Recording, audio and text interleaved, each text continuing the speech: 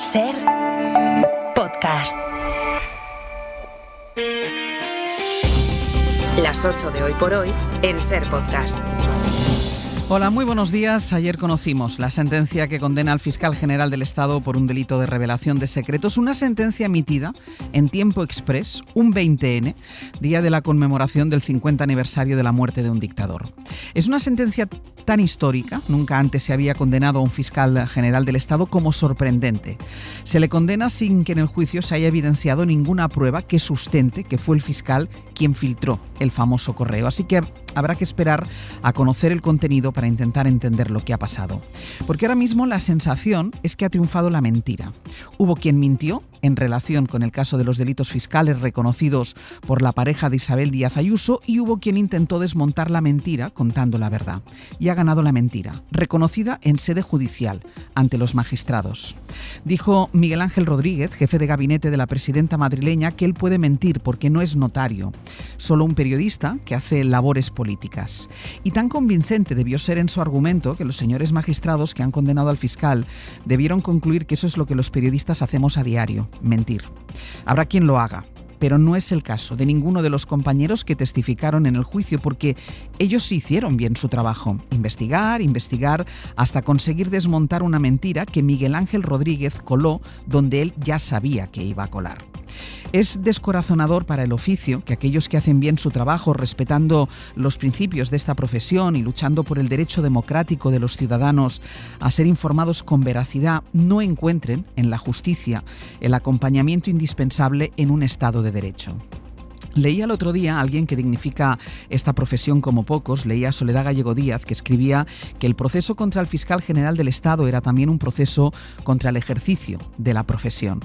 Y hemos sido condenados.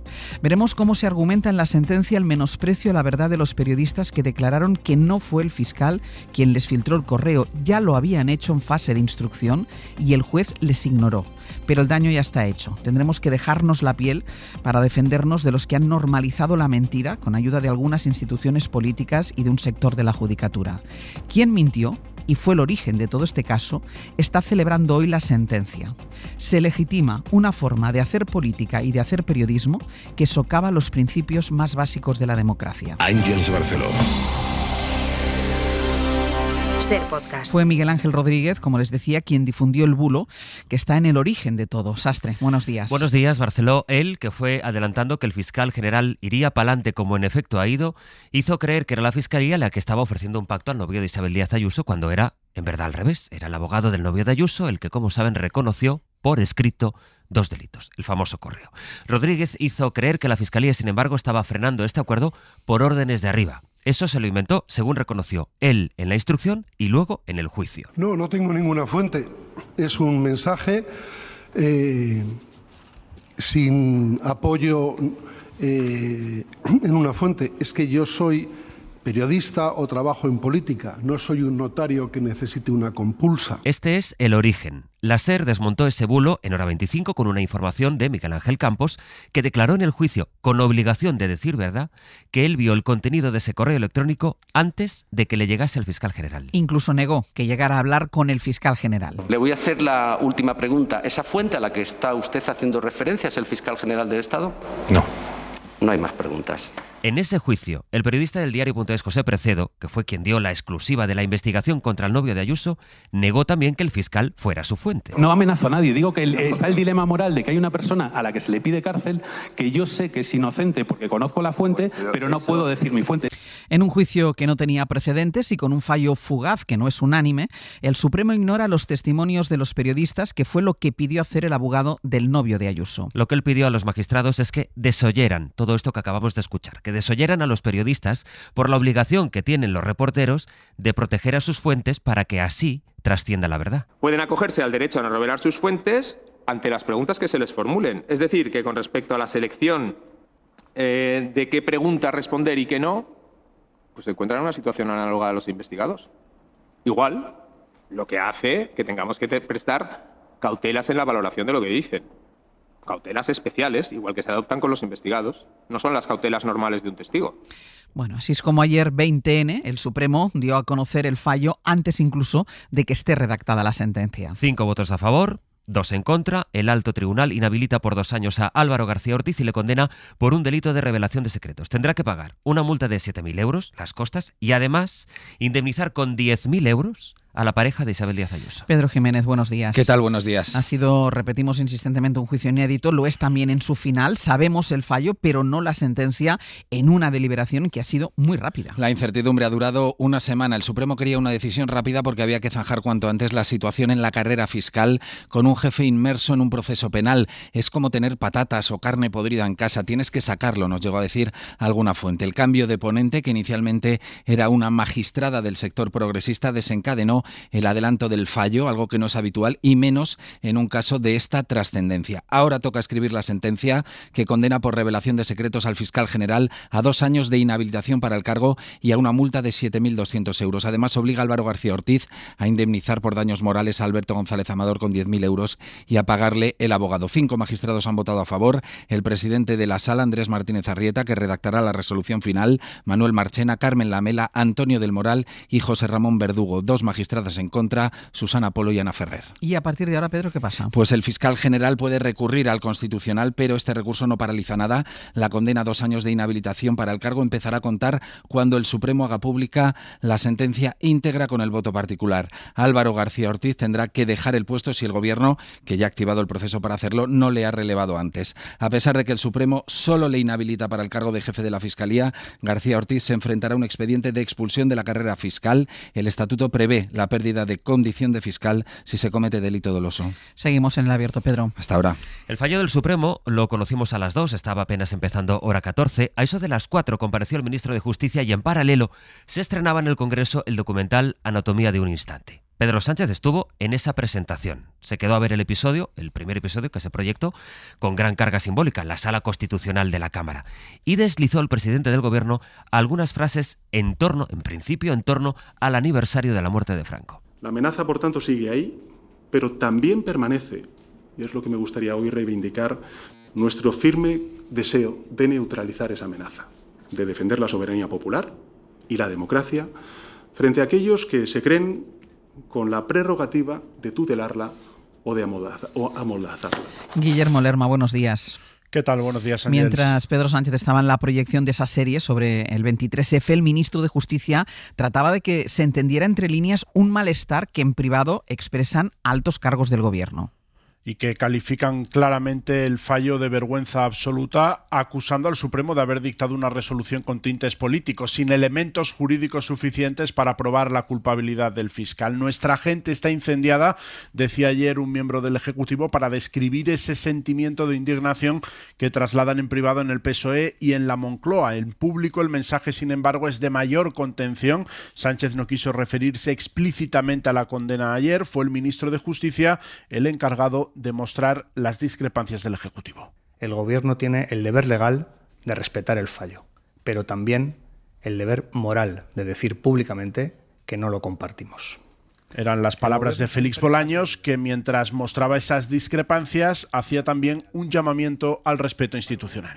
La discrepancia con esta sentencia no puede conllevar una desconfianza generalizada en las instituciones y particularmente en la justicia. España es un Estado de derecho, con garantías y recursos para dirimir las discrepancias con una decisión judicial. El Gobierno asume que no tiene mucho margen de reacción, espera mandar un mensaje con el nombramiento del nuevo fiscal, que ya decían ayer fuentes del Ejecutivo, será una persona del máximo prestigio profesional en el ámbito del derecho. Hasta luego, Guillem. Hasta luego. Hablaba Bolaños de acatar, de respetar la sentencia. Vamos a recuperar ahora un extracto, es poco más de un minuto, de la entrevista de anoche de Aimar en Hora 25 con Óscar López. Es líder del PSOE en Madrid, también es ministro de Función Pública. ¿El Gobierno sigue pensando que el fiscal general es inocente? Es inocente. A pesar de que lo diga el Tribunal Supremo. A pesar de que lo diga el Tribunal. Y lo ha podido ver toda España, porque se ha podido ver a juicio. Y por lo tanto, si el fiscal general del Estado no es inocente, entonces varios periodistas de prestigio han mentido.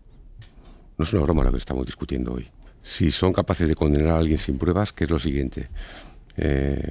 ¿Liberar a alguien con todas las pruebas? No lo digo por decir. ¿Qué es lo siguiente? Que para quien sí tiene pruebas de culpabilidad, ¿va a quedar libre? No es ninguna broma, ¿eh? Si la señora Ayuso interpreta que está por encima de la ley y que todo aquel que se atreva a tocarle un pelo va a ir para adelante, como dice su jefe de gabinete, El problema no es mío, el problema es de todos. Pero es que aquí son 5 magistrados del Tribunal Supremo los que han tomado esta decisión. Sí. ¿Cuántas sentencias ha habido injustas? ¿Ha habido alguna más injusta en la historia? ¿O cree usted que es la primera? ¿Cree usted que los periodistas alguna vez fallan? Los políticos fallan, por supuesto. ¿Los jueces nunca fallan? Nunca. Es la única profesión del mundo que nunca falla. Yo estaba presente en el año 2003 cuando llevamos una denuncia a la Fiscalía Anticorrupción con el Tamayazo y donde estaba documentado el caso Gürtel, el caso Púnica, el caso Lezo. ¿Sabes lo que hizo la Fiscalía Anticorrupción? Archivarlo. Años después saltó el caso Gürtel. Yo he visto cómo juzgados han dicho que no había que investigar las residencias de Madrid. Y sin embargo he visto ahora otros juzgados que dicen que sí. A la vuelta, la reacción del Partido Popular. Hoy por hoy noticias. Ser Podcast. Esa naturaleza política ha tenido que ver con una persecución política a nada más y nada menos que a la presidenta Ayuso.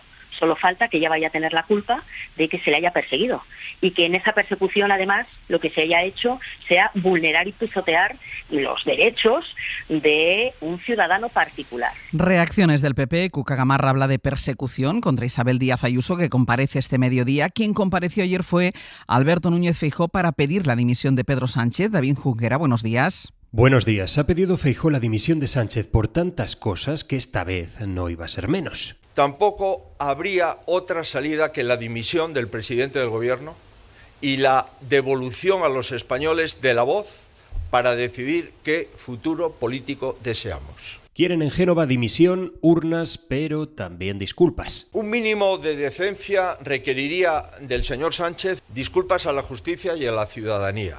¿Quién le va a pedir perdón al fiscal? Repitió una y otra vez. Pues hoy tiene la respuesta. Nadie. Reclaman los populares que el gobierno pida perdón por elegir a García Ortiz y por manosear de forma burda las instituciones. En Génova se suben sin ningún género de duda al equipo de Ayuso, su novio y Miguel Ángel Rodríguez. Parece que el fiscal general del Estado se prestó a ser un peón en la estrategia política del Ejecutivo contra una presidenta de una comunidad autónoma. A pesar de esta contundencia y de que creen que este fallo supone un punto y aparte, fuentes populares asumen que el punto va a ser seguido porque la legislatura no va a acabar. Y como les decía, la reacción más esperada de todas es la de Isabel Díaz Ayuso, que comparece este mediodía. El jefe de contenidos de la cadena SER en Madrid es Roberto Torija. Torija, ¿qué tal? Buenos días. Hola, buenos días. Que de todas formas ayer ya adelantó su reacción en un tuit en castellano y en inglés. Ayuso acostumbra a decir que estamos en los primeros pasos de una dictadura y escribiendo en inglés trataba de decirle al mundo que ya ha visto lo que ella lleva tiempo denunciando, que pasa en España. Fuentes de su entorno nos dicen que Ayuso está satisfecha y que el fallo es un éxito de la democracia. Sobre todo lo que me sorprende es que los máximos representantes de todos los poderes del Estado estén tan interesados en la inspección fiscal de un particular, sea novia de quien sea. Esta es la teoría que ha defendido siempre Ayuso y que su equipo ahora ve validada con el fallo del Supremo. Nos hablan de victoria de un español frente al aparato del Estado. Hoy, como decías, escucharemos a Ayuso, que ya ha adelantado que, según ella, en una democracia libre no se pueden utilizar los medios del Estado para hacer política delinquiendo. Torija, gracias. Hasta luego. Puso ayer en Twitter Gabriel Rufián: hermano de Ayuso, 280.000 euros en comisiones. ¿Quién pilla? Pablo Casado.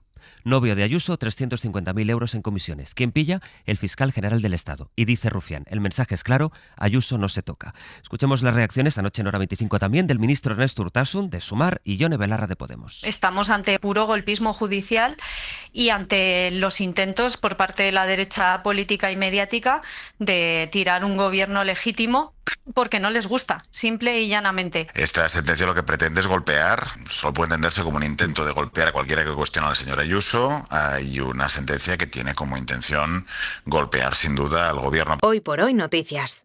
Ser Podcast. Ayer fue 20N y hoy se conmemoran tanto en el Palacio Real como en el Congreso los 50 años de la monarquía en España. Habrá discurso del rey esta mañana y el acto se va a enmarcar dentro de la sacudida que ha producido el histórico fallo del Supremo que condena al fiscal general del Estado. Porque al acto en el Palacio Real están invitados todos los poderes del Estado, también el judicial. El que no está invitado es el rey emérito, Juan Carlos, para presenciar un discurso en el que Felipe VI hará referencias a la transición, impondrá el toisón de oro a la reina Sofía, a Miquel Roca y a Miguel Herrero de Miñón y también a Felipe Felipe González. Y noticias también el enredo que ayer se hizo el PP con la dictadura en ese aniversario de la muerte de Franco, una dictadura que ayer se negaron a condenar varios dirigentes, como la alcaldesa de Valencia, que dijo que respeta las etapas, todas las etapas de nuestra historia. Luego tuvo que salir a matizar lo que había dicho. Julia Molina. Buenos días. Han sido varios los líderes del Partido Popular que han evitado posicionarse en contra del franquismo en el 50 aniversario de la muerte del dictador. A Isabel Díaz Ayuso le pidieron ayer una condena en la Asamblea de Madrid, pero su respuesta fue esta. Para condenar la guerra civil, primero hay que condenar la antesala. Y la antesala de la guerra civil es levantar un muro entre españoles para que haya que acabar con el otro. También la alcaldesa de Valencia, María José Catalá, se enredó ayer en una entrevista al destacar que el franquismo había tenido cosas positivas, unas palabras que luego trató de matizar. Yo he dicho que es una etapa de la historia de este país donde se construyeron una serie de infraestructuras. No se lo atribuyo a Franco ni se lo atribuyo al franquismo, pero sinceramente creo pues que a veces hay muchos interesados en hablar mucho de Franco y a mí lo que me interesa es hablar del futuro. A la portavoz de los populares en el Senado, Alicia García, le preguntaron precisamente por estas palabras y su salida fue equiparar al gobierno de Sánchez con la dictadura. Que lo más parecido en estos 50 años que hemos tenido al franquismo es el sanchismo. Justifica la portavoz el ataque porque Sánchez dice gobierna contra el Parlamento y ataca a jueces y periodistas. Para no perderte ningún episodio, síguenos en la aplicación o la web de la SER, Podium Podcast o tu plataforma de audio favorita.